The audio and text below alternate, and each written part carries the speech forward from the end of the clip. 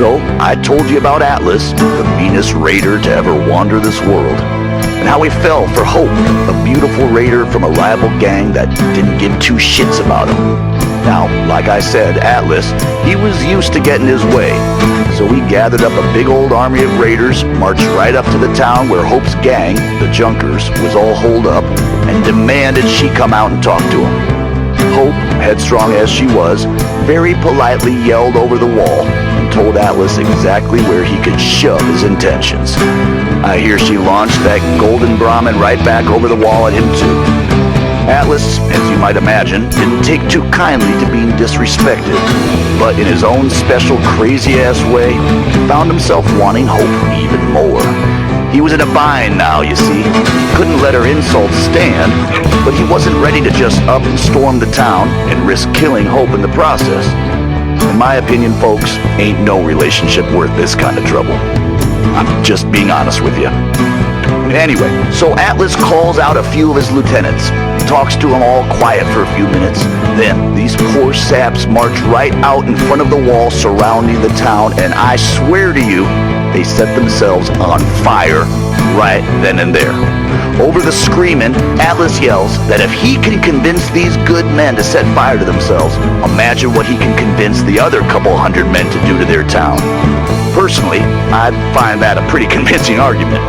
But Hope, she ain't backing down. She yells that Atlas can set himself on fire. That'd get him about as far as anything. Now I tell you, when Atlas hears this, he gets angry beyond all reason, and he slams those giant fists down on the ground. As the story goes, windows shattered in Diamond City, and a whole section of Lexington comes crashing down just from the shock of it. Hope and her gang wake up the next morning and find their town the only thing still standing as far as the eye can see. Atlas says it's the last threat he's going to make before he storms their gates, and honestly, between us, this whole thing has already gone way off the rails.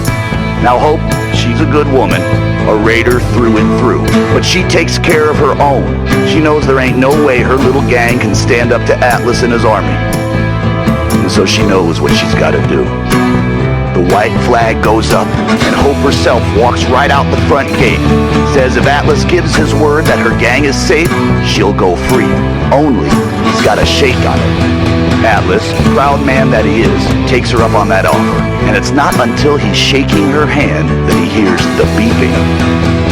Clever woman that she was, Hope went and strapped herself up with more than a couple of mini nukes. She knew what she was about.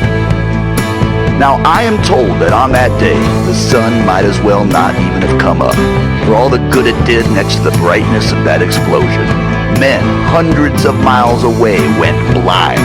Birds dropped out of the sky for days after. And for as big and as tough as he was, they ain't never found all of Atlas.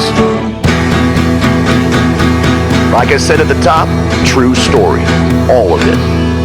Is there a moral in all of this? Hell if I know.